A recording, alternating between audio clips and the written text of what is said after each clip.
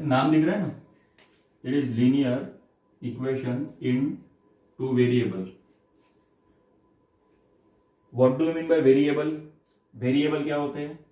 This variables are special symbols.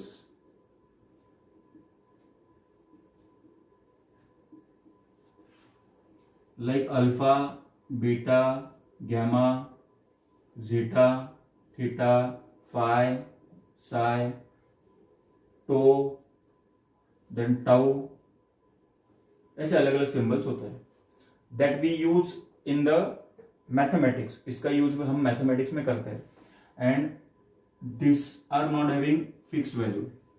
तो सिर्फ ये नहीं होते स्पेशल सिंबल्स, इसके साथ सिंबल्स में अल्फाबेट्स भी आते हैं और हम अल्फाबेट्स यूज करते हैं. अल्फाबेट्स आते हैं and we use the alphabets. Alphabets are case sensitive. Case sensitive stands for capital A to capital Z are treated as a different variables. Small A to small Z are treated as different variables. अब मैंने variables नाम तो ले लिया, मैंने बोला कि variables के जगह पे हम इसको यूज करेंगे स्मॉल ए से लेके स्मॉल ए से लेके स्मॉल जेड, कैपिटल ए से लेके कैपिटल जेड, ये हम यूज करेंगे. लेकिन यूज क्यों किया जाता है? अगर इसके ऊपर फोकस करोगे तो स्मॉल ए से लेके स्मॉल जेड में एक वेरिएबल आता है, एक अल्फाबेट आता है जिसे हम मैथमेटिक्स में बहुत ज्यादा यूज करते हैं, दैट इज एक्स. उसके बाद आता है दूसरा, दैट इज वाई. तो अगर मैं आपके सामने एक्सप्रेशन लिख लेता हूं एक्स प्लस 2, ठीक है, ये एक्सप्रेशन है जो लिखा है, दैट इज जस्ट एक्सप्रेशन. इसके अंदर इक्वल टू साइन डाल दूं तो ये इक्वेशन हो जाता है. क्या हो जाएगा? ये इक्वेशन हो जाएगा. तो x plus 2 equal to 3, that is the equation. मुझे बताओ यहां पे x की वैल्यू क्या आएगी इस इक्वेशन में? Value of x will be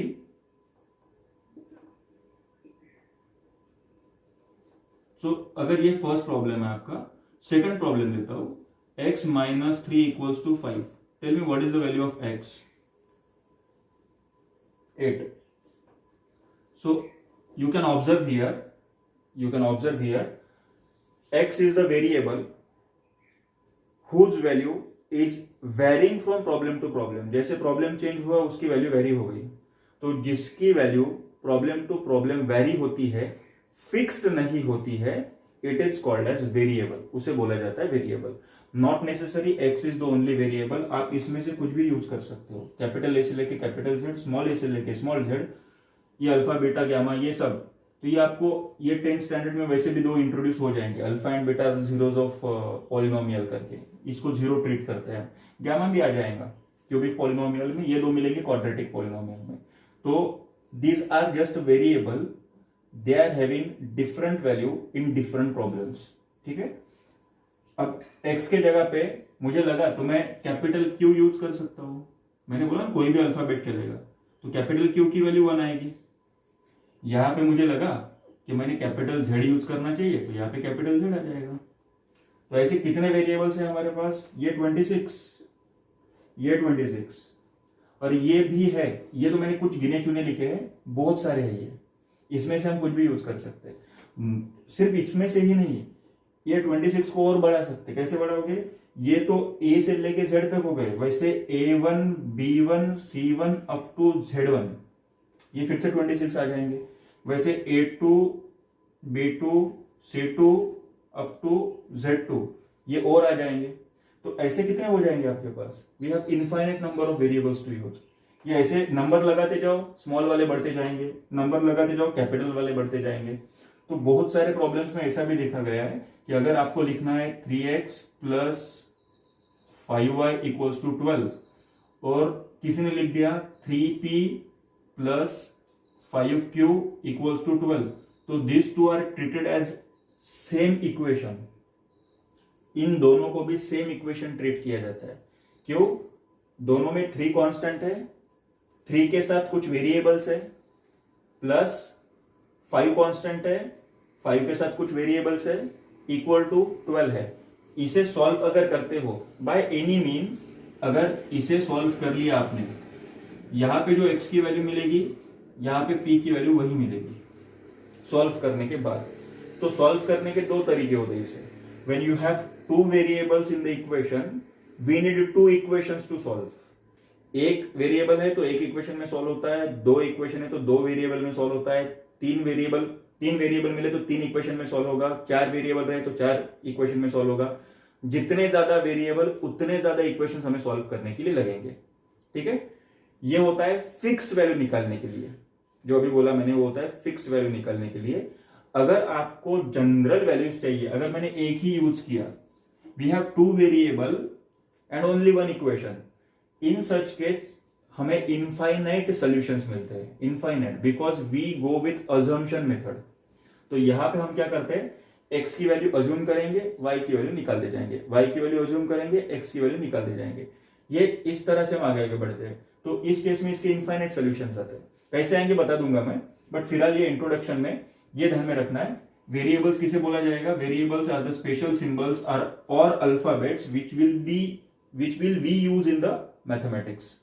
ठीक है, उसकी वैल्यू फिक्स्ड नहीं होती है, the value changes from problem to problem. फिलहाल इतना ध्यान में रखना है। ठीक है, next to this one is, ये टू वेरिएबल तो बताने की जरूरत नहीं। वेरिएबल मतलब ये है, टू वेरिएबल यानी कि दो दो होंगे। तो इस इक्वेशन में ऑब्जर्व करो, x plus 3x plus 5y, एक x वेरिएबल है दूसरा y वेरिएबल, दो वेरिएबल्स आपको देखने को मिल गए। ठीक है, ये हो गया टू वेरिएबल रिलेटेड। और एक बात ध्यान में रखना, अगर मैंने ऐसा लिखा 3x plus 5x equal to 12y, यहां पे आपके वेरिएबल्स दो नहीं है, वेरिएबल इज ओनली वन, वो दो बार आया है। तो इस इक्वेशन को हम टू वेरिएबल वाला नहीं बोल पाएंगे, इसे बोलना पड़ेगा वन वेरिएबल वाला, क्योंकि उसके अंदर सिर्फ x है which is repeating itself two time. ये दो बार रिपीट हो गया, समझ गया सबको। तो दो बार एक ही वेरिएबल आता है तो उसे एक ही ट्रीट किया जाएगा, ये ध्यान में रखना। अब आता है इक्वेशन का मीनिंग क्या होता है। तो इक्वेशन का मीनिंग वैसे अभी थोड़ी देर पहले बता दिया था मैंने, फिर भी रिपीट कर देता हूं। वी हैव टू थिंग्स, एक होता है हमारे पास एक्सप्रेशन, एक होता है हमारे पास इक्वेशन। तो एक्सप्रेशन होता है 3x plus 5, 5x square, 3y cube, 4x to the power 4, 5y, 3z equal to नहीं, ये सब एक्सप्रेशन है जो आपके सामने लिखे। ये क्या है, एक्सप्रेशन एक्सप्रेशन एक्सप्रेशन, इसे एक्सप्रेशन बोला जाता है। इसके अंदर इक्वल टू साइन प्रेजेंट नहीं होती। जहां पे इक्वल टू साइन प्रेजेंट हुई, जहां पे दिखी, दैट कन्वर्टेड टू इक्वेशन। तो इक्वल टू साइन लिखते हो तो लेफ्ट साइड के लेफ्ट साइड में लिखा है तो राइट में भी कुछ ना कुछ लिखना पड़ेगा, तब जाके दो इक्वल चीज बोलोगे। तो इधर मैं 0 भी लिख सकता हूं, कोई फिक्स्ड वैल्यू भी लिख सकता हूं, नेगेटिव वैल्यू भी लिख सकता हूं। There is no such restriction कि आपको कुछ लिखना है। फ्रैक्शन भी लिख सकते हो, डेसिमल्स भी लिख सकते हो, all cases are valid here. तो होता क्या है यहाँ पे, ये जो दिख रहा है ये it is treated as a equation. तो इस इक्वेशन में अगर ऑब्जर्व करोगे आपको एक वेरिएबल दिख रहा है, तो इसे बोला जाएगा equation in one variable. Equation in one variable, इसके अंदर कितने दिख रहे हैं, एक x है एक y है, इसे क्या बोलोगे, इक्वेशन इन टू वेरिएबल। यहां पे कितने दिख रहे हैं, ये z है लास्ट वाला, यहां पे कितने दिख रहे हैं, इक्वेशन इन, इसे इक्वेशन इन थ्री वेरिएबल बोला जाएगा। क्लियर सबको। नाउ पॉइंट इज, ये लीनियर वर्ड क्या होता है, लीनियर वर्ड होता है जिसका हाईएस्ट पावर 1 है। इस पहले वाले में हाईएस्ट पावर 1 है, तो जहां पे हाईएस्ट पावर 1 रहेगा उसे ही डिग्री 1 बोला जाता है। इसकी बोलेंगे हम डिग्री 1 है। तो डिग्री 1 जहां पे दिखी उसको बोलेंगे हम लीनियर। यहां पे हाईएस्ट डिग्री कितनी दिख रही है, हाईएस्ट डिग्री दैट इज 3, तो यहां पे बोलेंगे डिग्री 3 है और इसे बोला जाएगा क्यूबिक पॉलिनोमियल।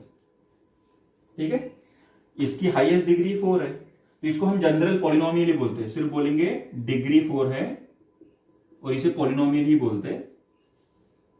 तो इसे बोला जाएगा पॉलिनोमियल इन डिग्री 4। इसका नाम रहेगा पॉलिनोमियल इन डिग्री 4, ऐसा नाम रहेगा। वैसे ही अगर मैंने highest degree 3x square plus 2x plus 3 equal to 12 ऐसा दे दिया, यहां पे हाईएस्ट डिग्री क्या दिख रही है? हाईएस्ट डिग्री 2, तो डिग्री 2 है, इसे बोला जाएगा क्वाड्रेटिक इक्वेशन। डिग्री 2 वाले को बोलते हैं हम क्वाड्रेटिक इक्वेशन, ये नाम होते हैं उनके जो मैं लिखा के दे रहा हूं ना। डिग्री 3 लिखी तो क्यूबिक, डिग्री 1 है तो लीनियर, डिग्री 2 लिखी तो क्वाड्रेटिक, ये क्लियर नाम है। वैसे लास्ट ईयर 8th स्टैंडर्ड में ही हुए हैं अलजेब्रिक एक्सप्रेशंस एंड आइडेंटिटी में देखा था इसको, ठीक है। और इंपॉर्टेंट बात, इसका और डिटेल नाम देखना है तो हम बोलेंगे ये इक्वेशन तो है ही, इसके अंदर एक वेरिएबल है, 1 वेरिएबल, इसकी डिग्री 2 भी है, ठीक है। तो इसे नाम कैसे दिया जाता है? देखो, ये 2 के लिए हम देते क्वाड्रेटिक, ये है इक्वेशन इन 1 वेरिएबल, तो इसका नाम होगा आपका क्वाड्रेटिक इक्वेशन इन 1 वेरिएबल, ठीक है। इसके अंदर अगर मैंने 2x की जगह पे y डाल दिया तो हाईएस्ट डिग्री 2 है, नाम क्वाड्रेटिक तो रहेगा, क्वाड्रेटिक एज इट इज रहेगा, इक्वेशन भी रहेगा, वेरिएबल कितने हो जाएंगे?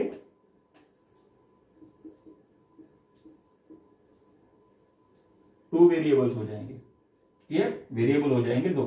अब आपका प्रॉब्लम क्या कहता है? यहां पे आपको लीनियर इक्वेशन लेना है 2 वेरिएबल वाला, तो हमें क्या करना है? हमें कंपलसरी कंडीशन देखो, हमें चाहिए डिग्री 1। लीनियर